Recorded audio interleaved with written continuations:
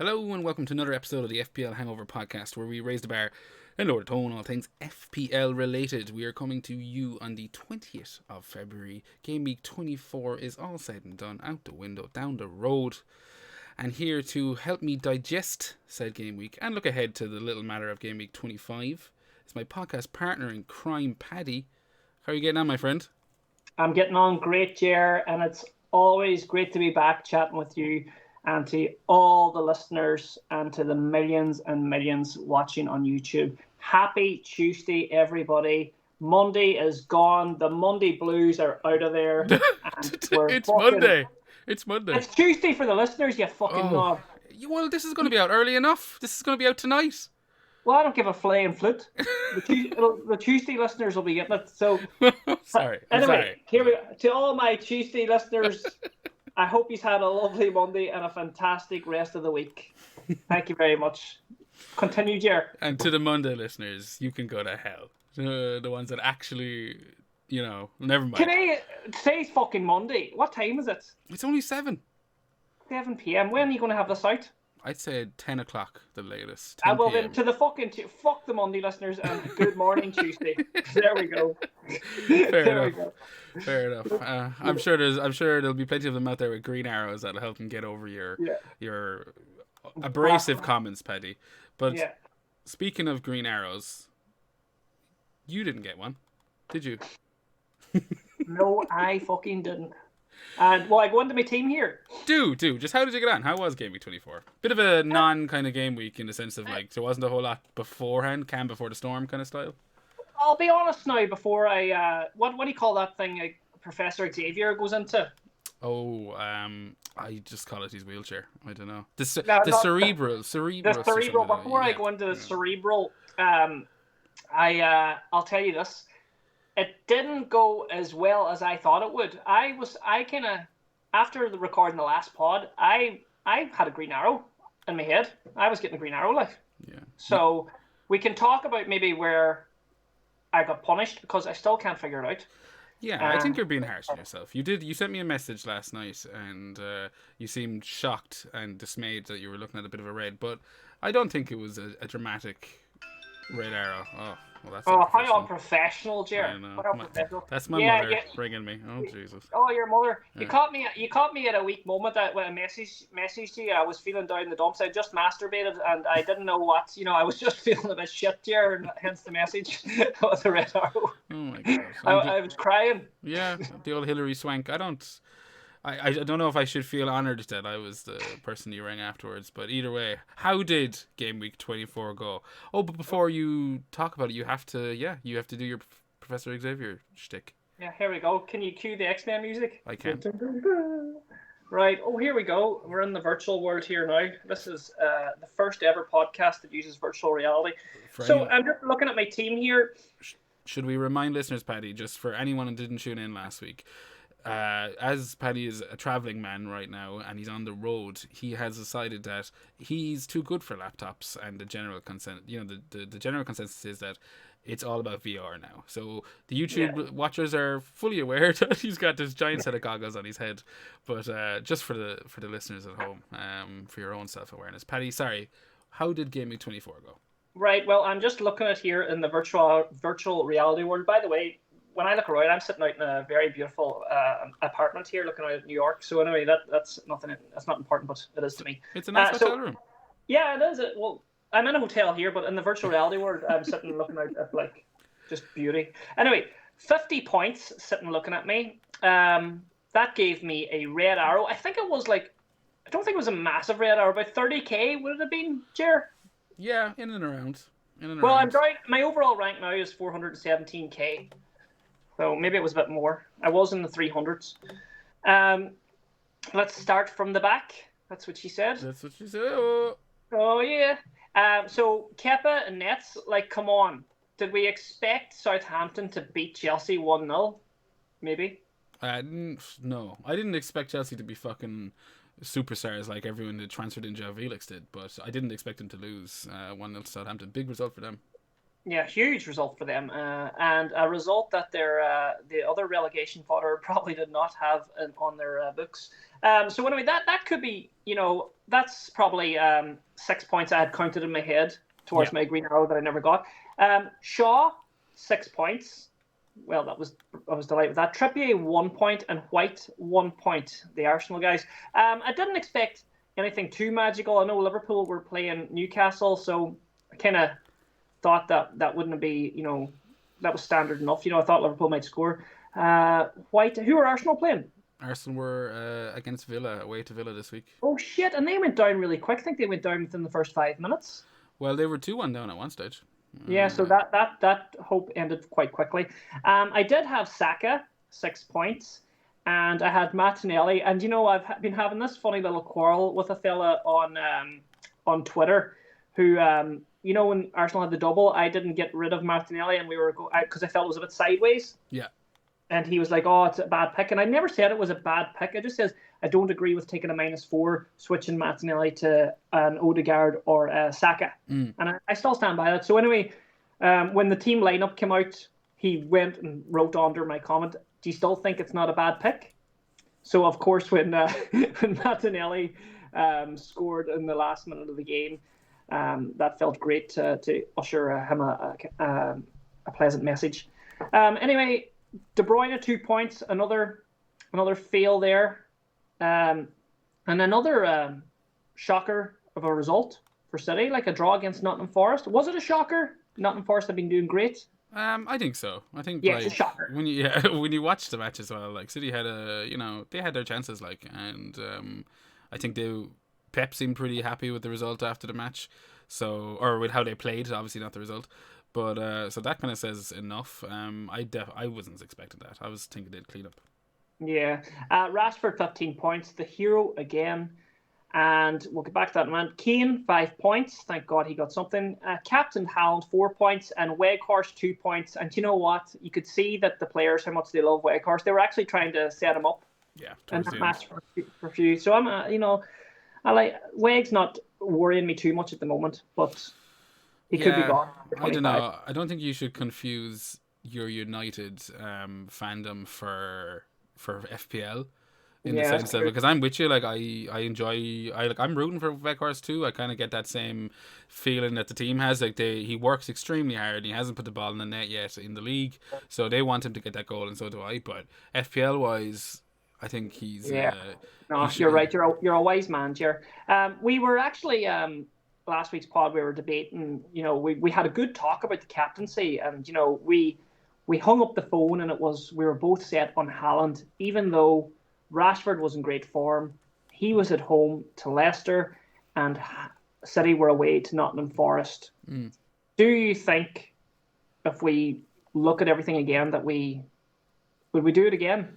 I would make the exact same decision, obviously, without knowing what was to come. I won't lie, I didn't consider Rashford really. I obviously thought he was the second pick, but Haaland was a standout option for me. Assuming he got his minutes, and obviously that's a bit of a worry, but I try not to fucking think about that too much. And captaincy, I was more than happy, and I would do it.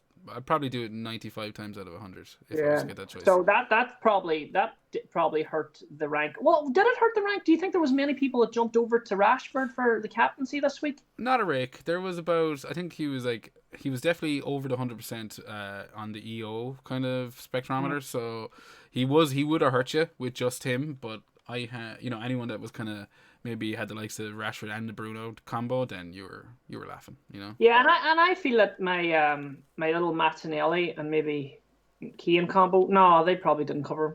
But just going back to that, if I could do it all over again, knowing Rashford got 15 points, I'd probably captain Rashford. So you think you made a mistake? Like, obviously, not being able to see the future?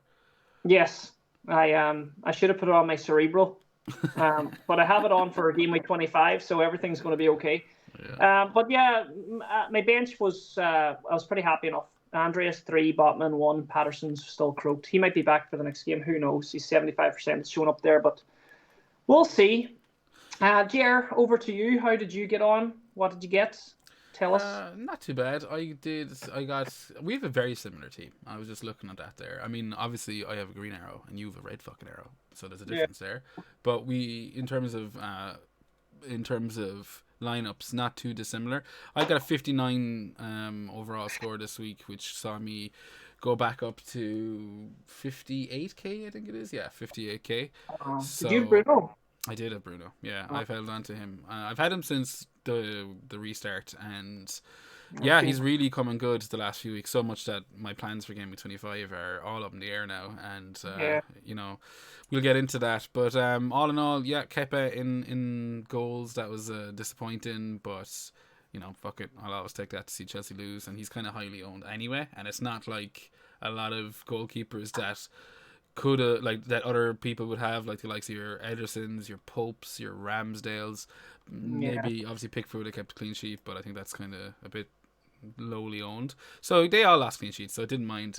Got that Shaw clean sheet. He actually came off at I think it was like 70 minutes or something like that. So but that was okay. That was perfect. I was like locked in. He also just got pipped by Lindelof at the end for a bonus point. So had he stayed on, he would have got that. That's the only thing, isn't it, about these defenders when they come off? Like you're kind of happy, but you know they could miss out on their bonus then, and of course maybe the odd chance they might swing a ball in or something. But nah, I'll take a clean sheet any day. Yeah, just take at least even just the peace of mind. You're just like, no, give me that clean sheet. We saw something similar for Stupinan owners this week. I think he was hooked before Brighton lost their clean sheet. So you know they're laughing. They got their clean sheet. I think they even got some baps. But Trippier, moving on, Trippier also 1 point return. Look, that doesn't bother me. I did see people with him on the bench this week, and I was thinking like, why? You know, we've seen what damage he can do from set plays, and for me, he's a start every week just because of that kind of potential for carnage. Yes. Like, do you know what I mean? I don't really mind the clean sheet so much as almost an added bonus. White, similar, lost his clean sheet. If you had watched the match, which I only caught the highlights of, I got roped into helping a friend move house this week, so I missed all of the Saturday's fixtures, but did catch the match of the day. And watching the highlights of that Arsenal match, seeing White almost set up 3 goals, I was just like, oh my god. Yeah, he chipped the keeper at one stage, and it was going onto the head of Nketiah before I think it was Mings whipped it away. But I mean, like, he could have got at least 2 assists. You know, even I think he originally actually in the game got the assist for Saka's goal, but it was deemed to not have been his intended destination, and it was removed. So yeah, another game week you would have been laughing with White. Bueno, he got 60 minutes, which I'm happy to see him starting again.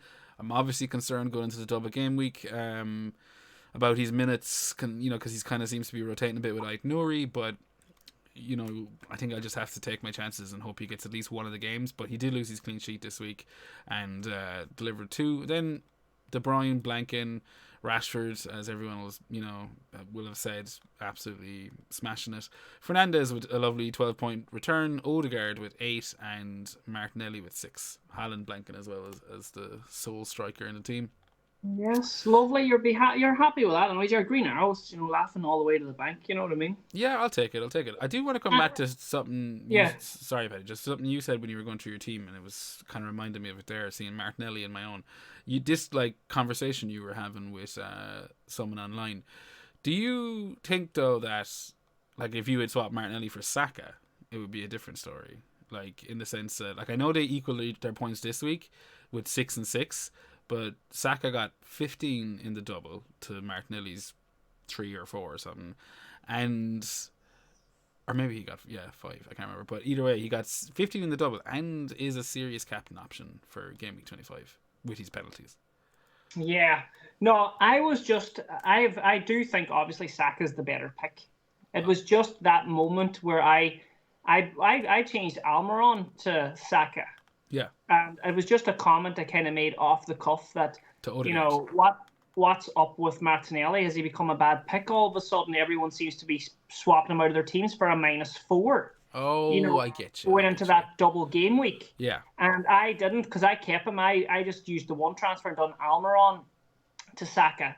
And so... Oh, so you have Saka. Sorry, my apologies. Yeah, I have Saka, yeah. So he picked up on that comment, and it kind of has come forward to today. Yeah. Or this week's match is when Martinelli didn't start. So like he obviously predicted that he's going to be sharing minutes, and I got away with it this week. So I was just delighted that he scored. So I was able to use that Jose Mourinho meme, you know, the one where he goes like this and shushes him.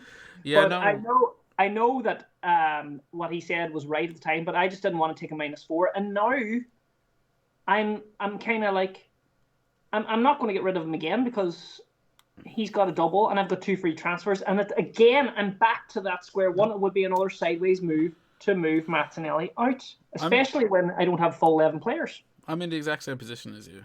Like, not in the terms of 11 players, as I can get the 11 players relatively okay, but in the sense of, like, it's just, I've made my bed now. And Martinelli's lying in the middle of it. So, we did get very fortunate, I think, at the weekend. 98 minutes, I believe, and all thanks to Martinez deciding to go up for a corner.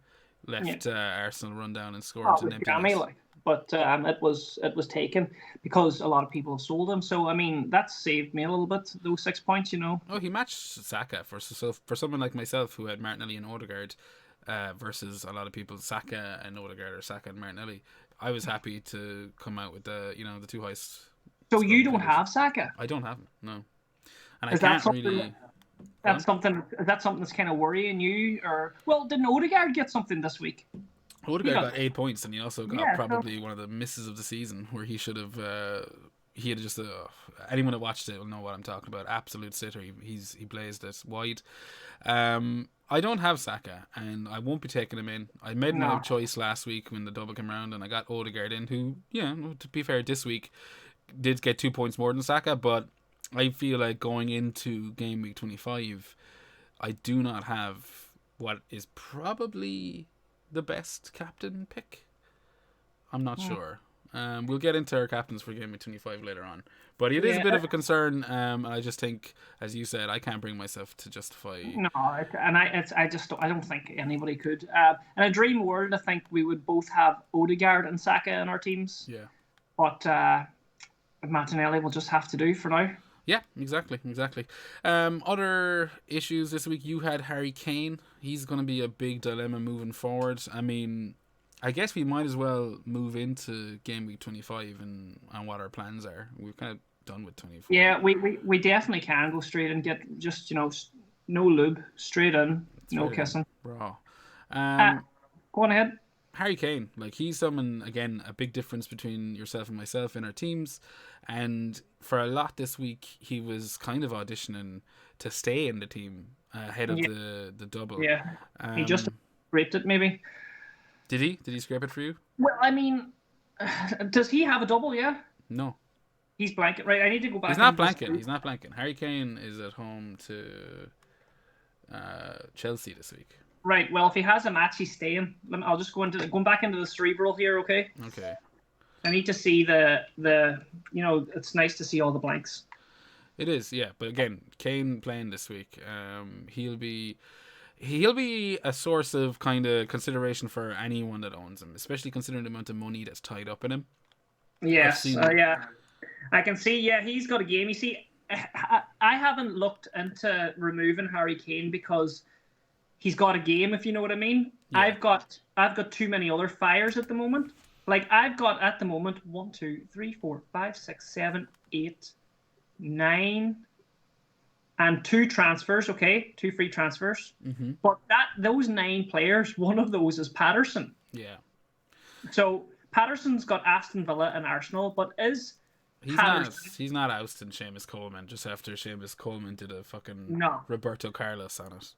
So basically, I've got 2 free transfers and I've got 8 players. And at the moment, I've got White, Martinelli, Saka, Andreas for Fulham, who's playing Wolves. That's a good pick. Or a good, it's a handy spot to have. He's coming off the bench for me. He's my bench man. I've got De Bruyne, and I've got Haaland, and I've got Kane. Now, in saying that, we're talking about, sideways moves there, like Martinelli to Odegaard and things like that. Yeah. I still feel that maybe I have a sideways move De Bruyne to Salah. Not a huge sideways move because Salah's got 2 as a double fixture, but still I'm moving out a player that actually has a fixture. Yeah. somebody that has 2 instead of moving out someone that has no fixture.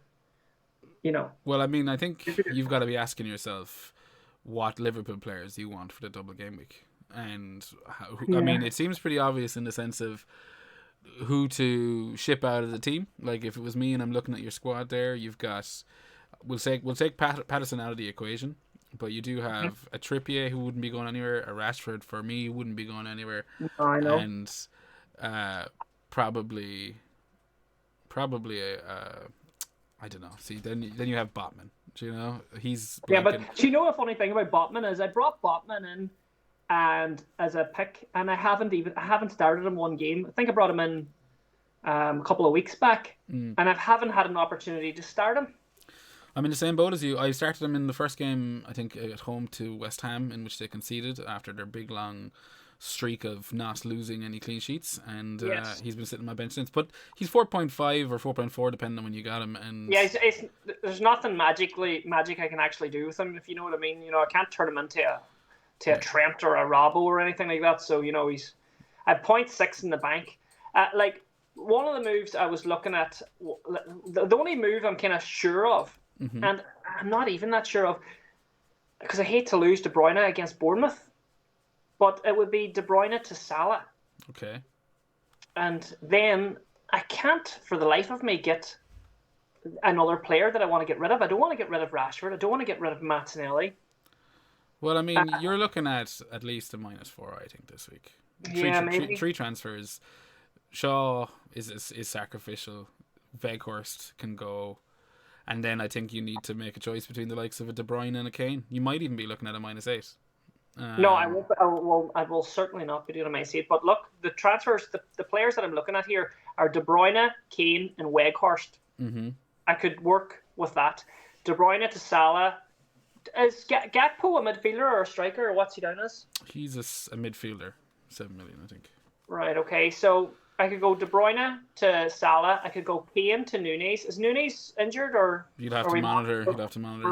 I think I saw a picture that he's training for the Champions League, like warming up some pre-Champions League warm up. So he could be fine, but it's one to keep an eye on. But yeah, one to keep an eye on. But then in doing that, I'm not adding any more beef to my squad. If you know what I mean, I'm not getting 11 players. I'm just staying with 8. Yeah, exactly. You still got the issue. That's what I'm saying. Unless I make Weghorst somebody then. Well, see, that's what I'm saying. Like, realistically, if you're going to try... I mean, this is like, a solid argument for whether it's worth it or not. But if you're going to try and do a bit of surgery, you are going to cost yourself, I'd say, at least 4 transfers. Only because one of Kane and De Bruyne is going to need to be your make weight, for the likes of a Salah and to save a bit of money. Well, is there not another option? Maybe a free hit. No, I've seen Tom from Who Got the Assists free hit thread, and it was quite appetizing. I was like, that's interesting. I don't think you've really built your team for a free hit, though. That's the thing. Yeah, you're right as well. Yeah, I mean, if you had stocked up now on Brighton and you had the odd Brentford player in there and they were all blanking this week, I'd be going, okay, now you have free hit territory. But I would, if it was between using a free hit to get double game week players or just riding this game week out in terms of getting your 11, making 2 transfers, whatever, even if you have to ignore a Salah and just riding the game week out, I'd rather hold that free hit, especially when you look at some of the big old blanks that are going to be coming up. I think 28 and 32, they're going to be... I'd like to have a free hit for one of them, Yeah. No, 100%.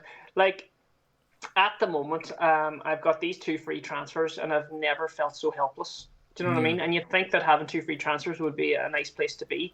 Like, the only move I can see is bringing in Salah. I can't see anything else that is... I mean, like, maybe you could probably... Maybe Kane to Nunes. See, if I do Kane to Nunes, okay? Yeah. And I know this is my team, but I think a lot of people will have this same problem. There'll be people out there with similar problems. If I do Kane to Nunes, that actually gives me... It'll give you quite a chunk in the bank. 9.3 to replace Weghorst with. But the problem with that is all the fucking action is in the midfield. Yeah. There's not much there. Once you have a Haaland, Darwin, there's not much else there for that price point in the forwards. I'd rather have that going into the midfield. There's far more options, isn't there? What if? Now I'm just winging this, and I don't know if this is engaging for listeners, but if you had the option to maybe go cheap in the midfield and go De Bruyne to a Gakpo, does that allow you then to turn the likes of Weghorst into a Nunes, and maybe then upgrade Patterson or Botman to a Liverpool defender? I mean, that's interesting, and then that would be me with no Salah, which would be quite scary, wouldn't it? But you do have Saka. That's what I'm saying. It's like, so to me, I'm looking at your team going, Yeah. you have that. Like, if I didn't, like, I don't have Saka, so if I wasn't going for the likes of a Salah this week, I wouldn't really be too sure on where I'm putting the armband. I think the armband goes on either of those two. Saka, maybe a Salah, and obviously I think you can put the armband on Haaland any game week. I think he's lethal. But in terms of attacking the double game week, they're the two I'd be looking to stick it on. And you do have that option, so you're not bound to. No, that's a very good point there. Like, and Gakpo would be a nice little differential too, wouldn't he? That's the thing, you know what I mean. And it's not like he's starting to gain a bit of traction now. What's he got, like 2 goals in 2 games or something like that? He got a goal at the weekend. Pretty sure he got a goal at the weekend, and I think he got one last week as well. So like he seems to be finding his feet a little bit at Liverpool, and it is a punt, and I do think Salah is the obvious one. But yeah, he's got 2 goals in 2 games now. Gakpo's only 7.7 million. Gakpo 7.7. That would leave me with a nice bit of 2.5 to replace a fire in my team, which is Patterson. I would get up to 6.4, and that would give me 6.4 in the Liverpool team. It doesn't get you Trent or Alexander, but it does get you a Van Dijk. Not even a Van Dijk. We're a mil short there, so. So again, if you go De Bruyne, what you're telling me is if you go De Bruyne to Gakpo, how much money do you have left in the bank? If I go to De Bruyne to Gakpo, Yeah. I get. I've also done Nunes in there for Weghorst. Oh, I get you. So, Well, in that case, then you can So you've basically gone Weghorst and Nunes, De Bruyne to Gakpo, and that's what you have 6 million then to spend on a defender, is it? Yeah, but that the problem is Patterson's at 3.9, so he's lost that little mil. Oh yeah, but you could just upgrade him to like a Tarkovsky for a 4.3. Yeah, that's another one. Yeah, he's playing twice, so even if he gets minimum 4 points, yes, like you're getting a player playing.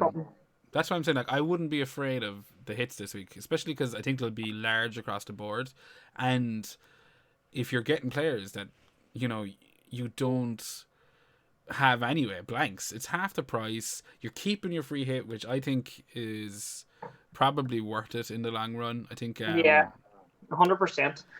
Look, we have something here now on the table. I'll just say it. Look, Gakpo, De Bruyne to Gakpo, Weghorst to Darwin, and Patterson to Tarkowski, and I've got 2.1 million in the bank. Yeah, so you probably need to make another transfer. Like, could you not then just turn Shaw into Trent? No, I've done the -4. That would be a -4 there now. So if you were to go -8. Oh, I don't think I'm going to go -8. You're just not going to, but then you're not going to have 11 players.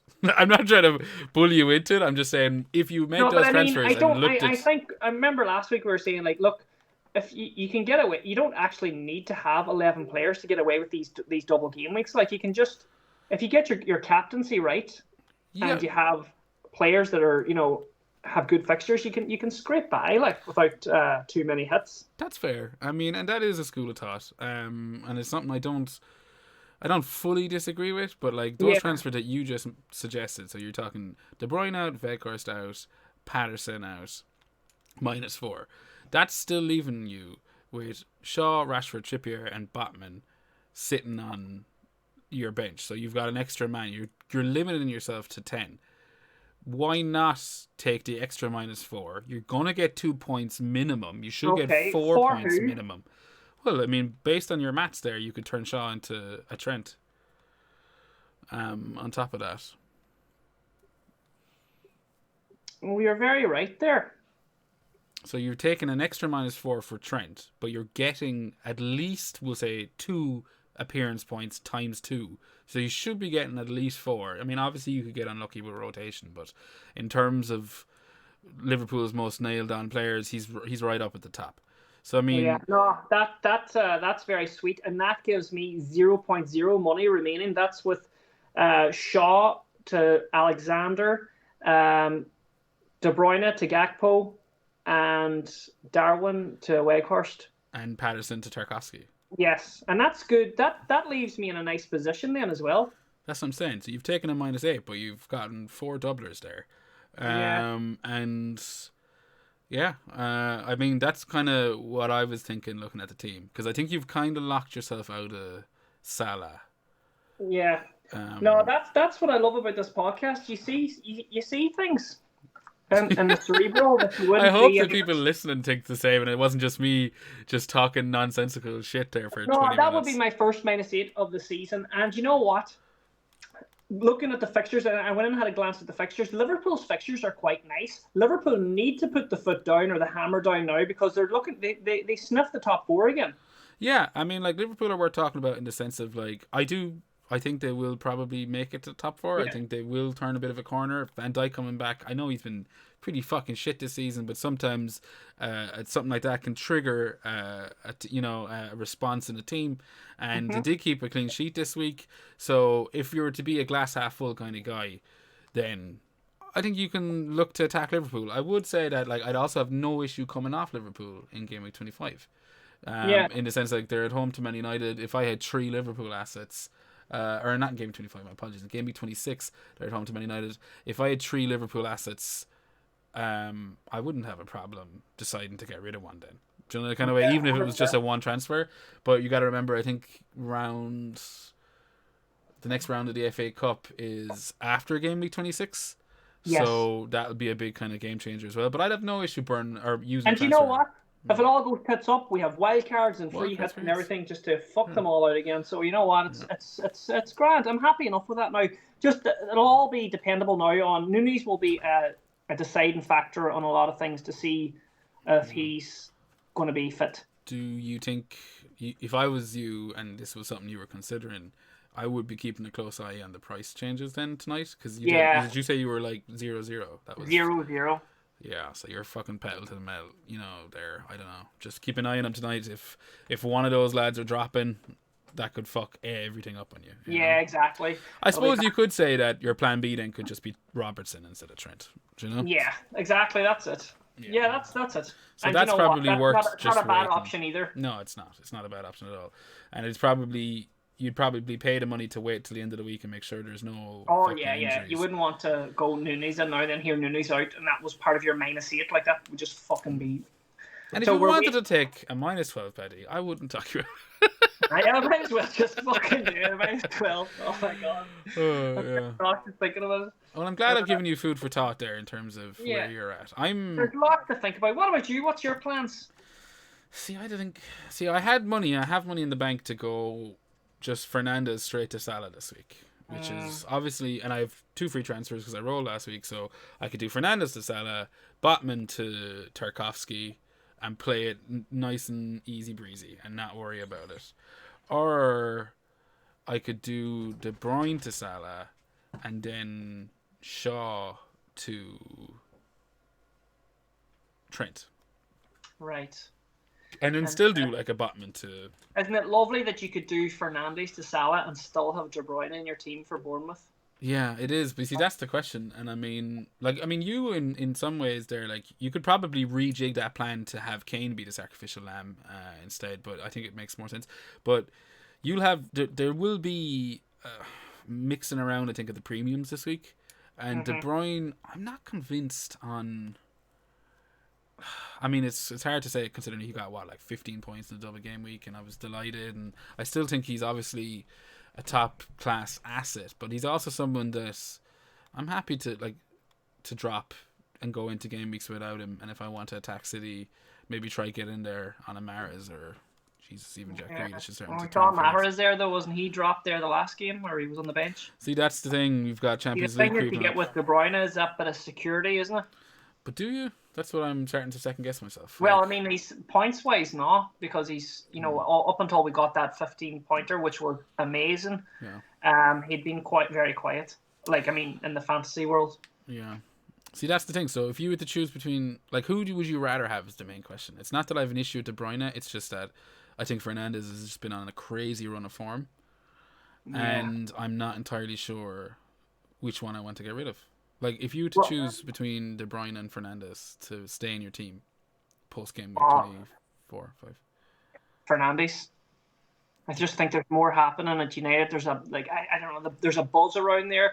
Like City at the minute, there seems to be just like, it's not raining, but there's like a cloud slowly coming over the top. And I know they're still right in this title race and all. Yeah. And, but they drew with Forest there, but then there's all this shit in the background with the whole thing. Whereas over at United, like, the fucking sun is just shining through the clouds, and they're playing well. They're hugging each other. They're a fucking proper team. And Fernandes he's coming back into that form he was in a few seasons ago. Before Ronaldo came in, he's I don't know. I just think Fernandes as well, great price point. He's completely nailed. He's in great form. But then, I mean, you're going into 25, like De Bruyne is playing Bournemouth. I mean, it's scary to lose him.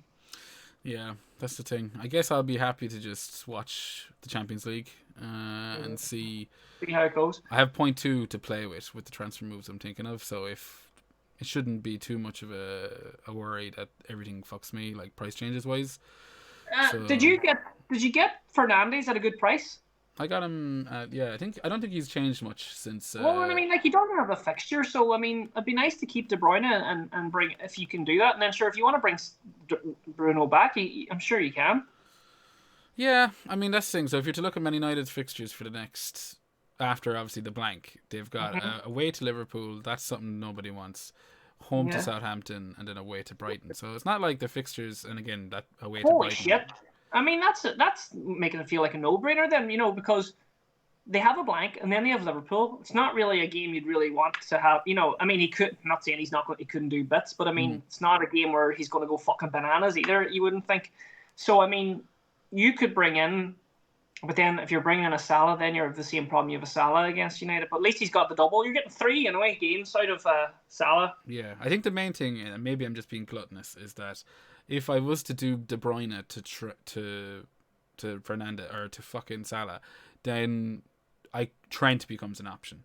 I can upgrade to like a premium Liverpool defender. Whereas if I do the Salah route or if I do the Fernandes route, it doesn't, because there's like a 2.5 million price gap there. Do you know what I mean? So I would be investing in keeping De Bruyne, and that's really the thing. Is like, do I want to double for Trent and Salah? With no the KDB, or do I want to kind of just take the risk and have a single game fixed? I'll have to mull it over. It's one of those ones I won't bore the listeners, but it's one of those. It's something that even the listeners, you just can't make any decisions until after the Champions League games anyway, and things. But there's a lot of food for thought there, isn't there? And there is. Those are going to be a lot of the decisions people are going to be trying to get it in their heads, with De Bruyne and Fernandes, keeping them or getting rid of them, bringing in Trent, bringing in Liverpool. Do we trust Liverpool enough?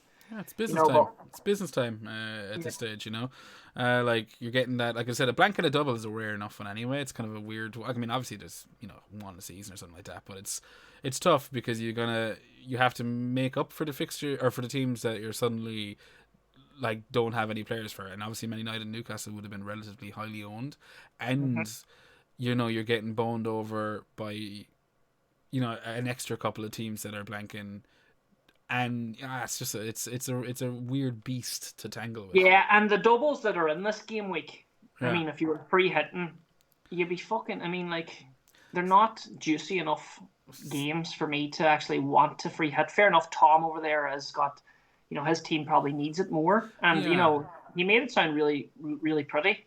So. There's a total argument to be made for it. As I said to you, I think for me it just depends on if you want to if you want to kind of go with the flow of your team, and if you've been transferring in the likes of an Ivan Toney and you had Matoma, that's 2 extra players on top of your 3.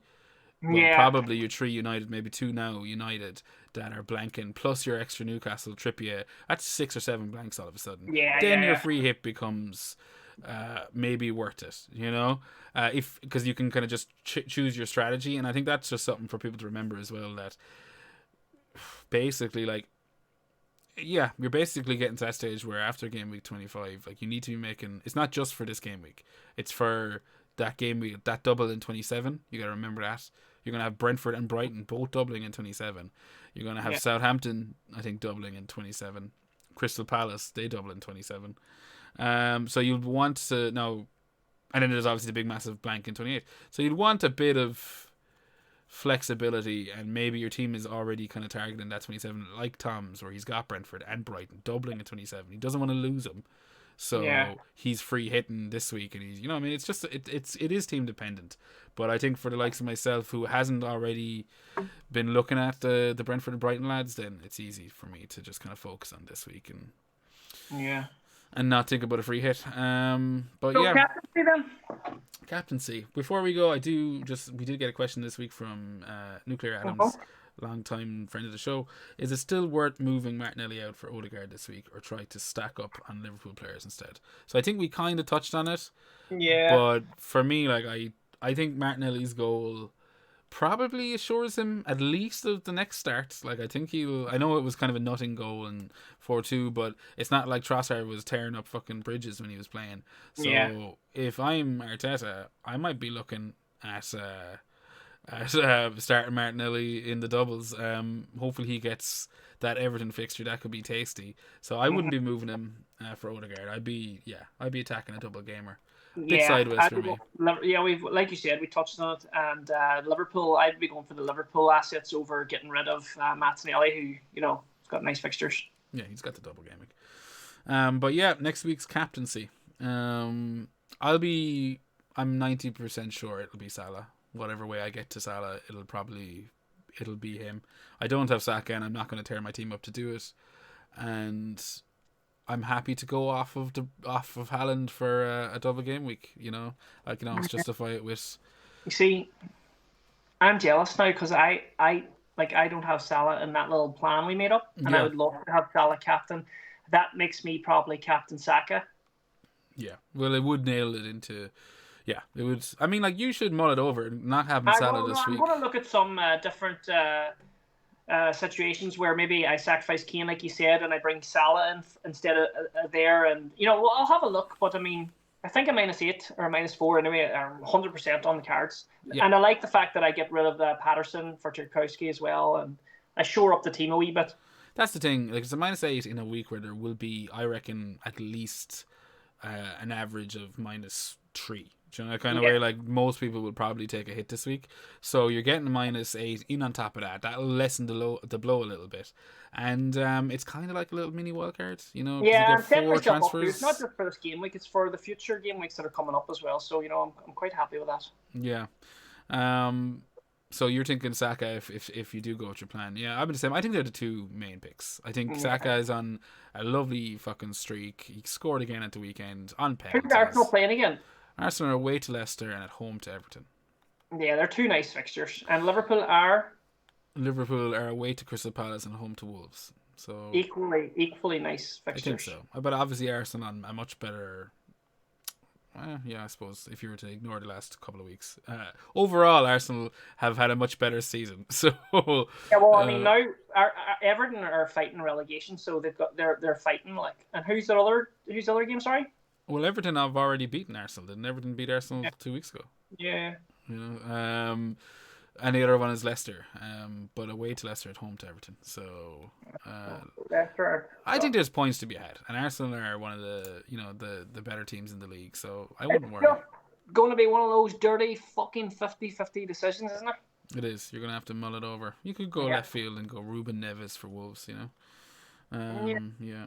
I did see Ben Crellin saying today that he was talking of getting Rashford out for Iwobi or McNeil. Like, he was deciding which Everton midfielder. He's having a fucking cracking season. So I mean, he must be doing something right. Not in shocking there, I suppose. But just the usual Krellin plug as well. If you are kind of considering what is going to happen in the chip strategies over the coming weeks, make sure you check him out on Twitter. He's pretty much all you need to know. That's captaincy. Before we wrap things up, Paddy, there is the little matter of the FPL Hangover podcast mini league. Oh yes, Ger, tell us all about it. I will. No mad changes this week. No dramatic twists like there was last week. But in first position, we have the Invincibles, Emil Siedlich. Second, Shopska Sala, Craig Rayner. Third, Kraftwerk, Richard Vehinger Kraft. Fourth, No Kalu, Harry Jones. Fifth, Caesar Sala, Paul Ryan. Sixth, Dodgy Dazzlers, Paula Gorman. Seventh, Kelechi Eaton Nachos, 80 Friel. Pjanic at the Isco, Shane O'Donnell. Rodders Rockets in number 9. And following up the rear, number 10, always be Haaland, Mario Greco. So there's our top 10. As I said, no switching in the top 7, Paddy. They all stayed where they were. 8 and 9 did a hokey cokey, and Mario Greco's first venture into the top 10 this season. You were kind enough to send on some stats, because obviously your usual way of doing it is compromised due to the VR situation. But our manager of the week this week was Shane O'Donnell with a whopping 88 points. That saw him fly up into 8th position. 88 points, man. Absolutely crazy. Wow. Yeah, he was a Rashford captain, I bet you. Nail on the head, Paddy. Nail on the head. Rashford captain. He also then had Fernandes, Saka, Odegaard. A nice healthy midfield there. Zinchenko with a goal. Alexander Arnold with a kind of a preemptive move for game week. Fucking hell. If he fell out of wonder, he'd go up. And Harry Kane. So, 88 points, massive fucking haul for him this week. So, congratulations, Shane. Well done there, Shane. But, that's the mini league. Best of luck for game week 25, everyone. And, Paddy, before we go, where can everyone find you? Before we actually go, I want to plug Game Week 39. Yes. It's an event that is happening at the end of the season. Well, look, it's in the name. It's after Game Week 38. It's the next week. It's Game Week 39. It's a fantasy football content creators football match. It's the North versus the South. There's tickets on sale. All the proceeds go to Street Child United, which is a fantastic charity that helps children get off the streets. And sure, what more do you want? Are you going to be there? I'm going to be there. I'm playing for the Team North, and I heard that Team Era, or FPL Era, will be joining me. My Irish comrade will be flying over with me to join the Team North this year. So I'm looking forward to that. And Ger, we might get you over as well. And I am a very expensive appearance fee. I don't think. We'll take some of the charity money and we'll get you sorted. So please check that out at Game Week 39. You can find it on Twitter, and it's going to be a really, really good one. Last year was good. This year is going to be brilliant. Yeah, I have it up on the screen there for anyone that's interested. All I did was Google Game Week 39 charity match, and it brought me right to the donation site. So even if you can't make it over, it's a great cause, and you should, if you can, drop a few bob their way. Fair play to you, Paddy, and to FPL Era as well, friend of the show. Yeah. He's been here. We're going to get him on again soon enough, but at least there'll be 2 lads over there. I mean, I've been watching FPL Era's captaincy videos, and and his little tight shorts. And if he can find a goalie that goes walkabouts, they're laughing, because that lad can hit an empty net, no bother. Brilliant. So you can get me at FPL Viking _ on Twitter. You can get me at the Cafe Fella on TikTok, and you can get me at the Viking Dippers on Instagram. Where can we get the beautiful pod, Ger? If you want to reach out to the podcast, we're on Twitter at FPL Hangover, and you can also send us an email, or if you have any business inquiries, at fplhangover@gmail.com. Thank you for joining us this evening. Thank you, Paddy. You've been amazing once again. Thank you. You have indeed. You enjoy Game Week 25, everyone. If you liked what you heard, hit subscribe. All that usual shit. Ratings, share it with friends. 5 stars. You know the drill at this stage. But most importantly, God bless.